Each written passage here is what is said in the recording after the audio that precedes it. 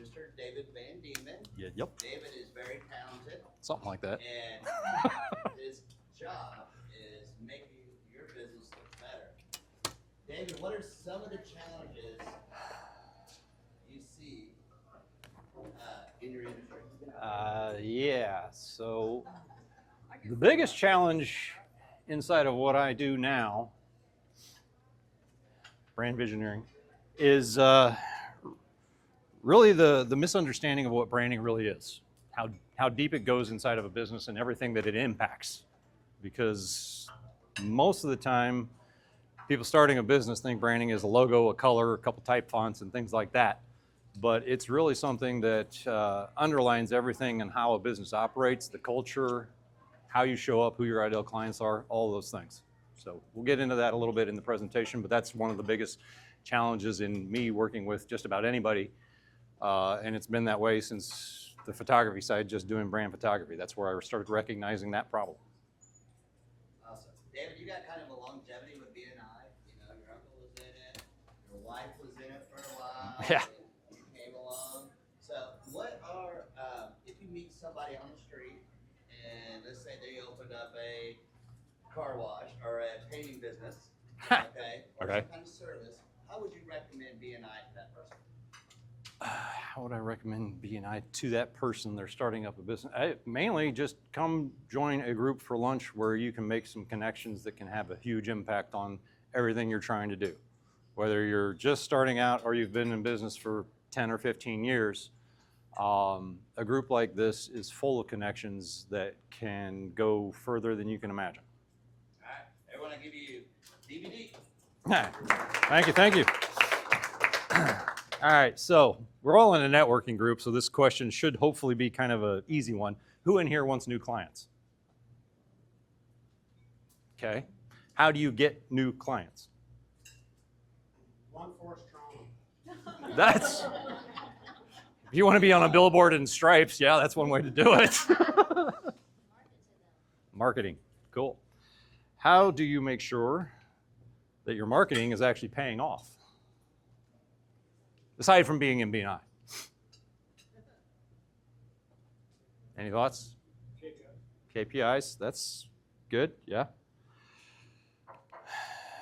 It's, honest answer is a lot of people don't know, but you know, the strategy that goes into it, this is something that I kind of put together because literally had the call like this on Monday, was referred to someone to me because they were interested in doing some video production. Short form video, marketing stuff, a brand introductory video. And I asked the question, so what's your strategy? Why do you actually want to produce these videos? And he's like, I don't know, we just kind of throw things against the wall and see what happens. Putting together a really good strategy based on a, wait a minute, there's a slide missing, solid brand foundation. There's supposed to be a slide in there about brand foundation. I don't know where it went.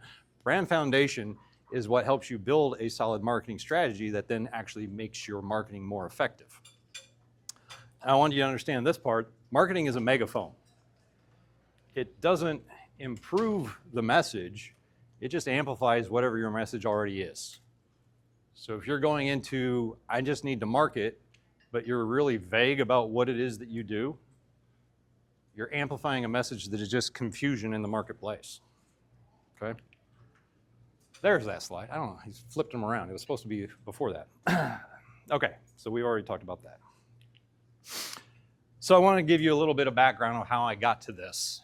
And 12 years ago, like I mentioned, if you had said I would be interested in talking about marketing, I would like probably curled up in a ball and cried. But I was working as an engineer at the time, and I started doing photography for the local roller derby teams. I'm having my tongue twister issues right now. And I started doing promotional work because they really liked the kind of quality of photos I was producing. So this kind of thing, the first test is walking through the door. I love the attitude that was inside of the roller derby community. So that's where it all started. Brand imaging was the first component of where this began for me 12 years ago.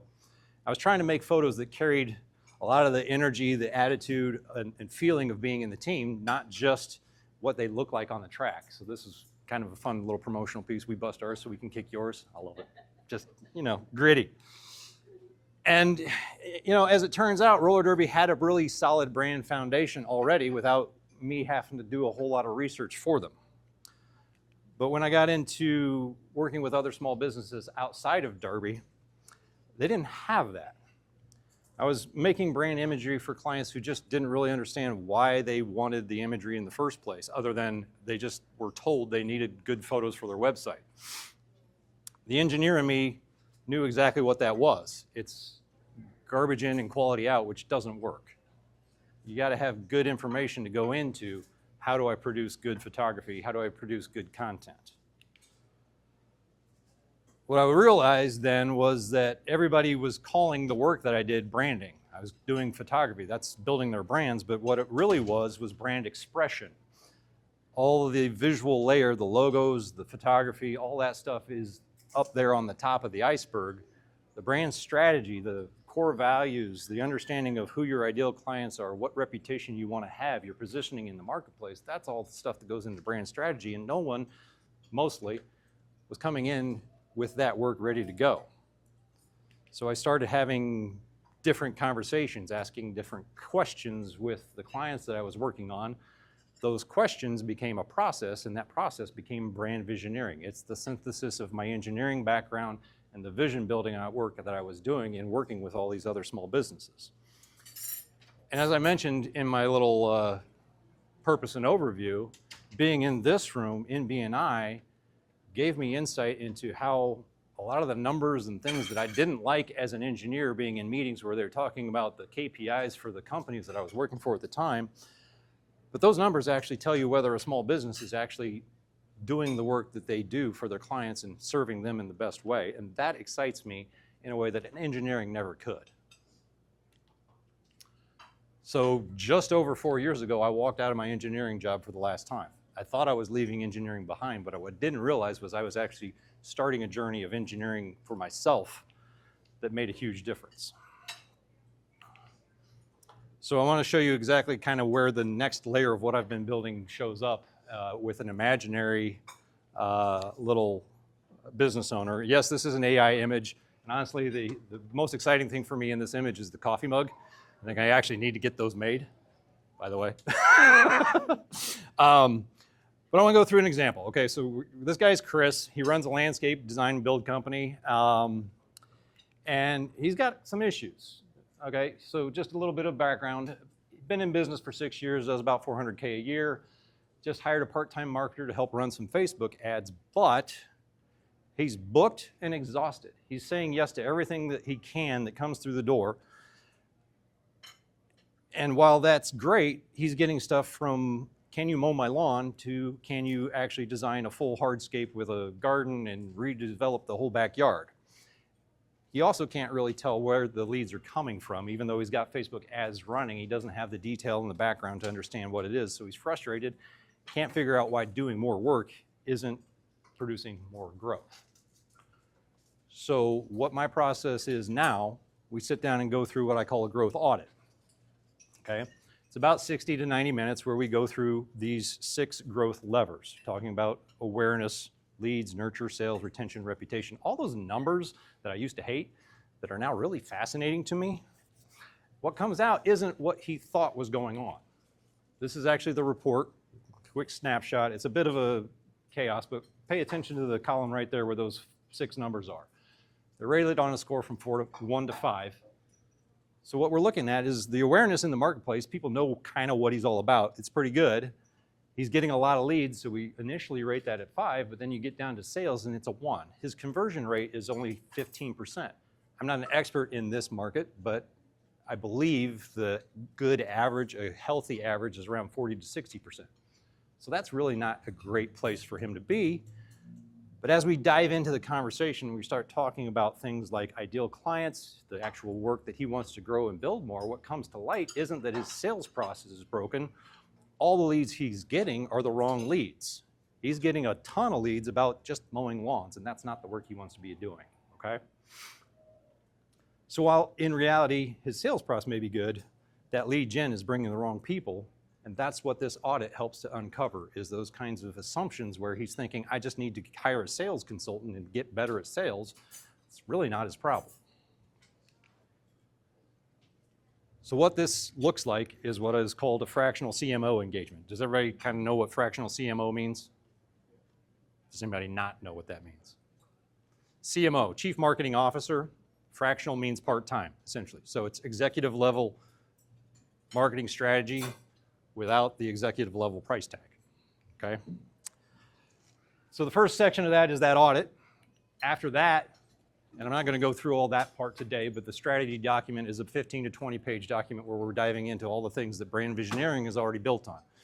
Identifying core values, ideal customer profiles, building out all the things that become a very solid marketing strategy to help boost those performances that show up in that audit as areas where that might be lacking. From there, we go into a 90-day action plan. This is a sprint where we're actually developing campaigns. This is where I would hand things off to somebody like Aaron, possibly Sarah if they need help with the websites. And the reason I'm excited about this is because this process helps me be a better referral partner for people like those in this chapter. And I want to be clear because of this, what this does sits upstream of what anybody in marketing or website development would do. You know, if you think back to the megaphone, this is building a better message so that when Aaron picks it up, he can actually blast it out and get more effective results for anybody that comes through the process. Oops, wrong way. So, what I want to say, what I want to offer everyone in here is a free opportunity to go through that audit. And anybody you know that could be a good referral or interest in doing that. No obligation to it.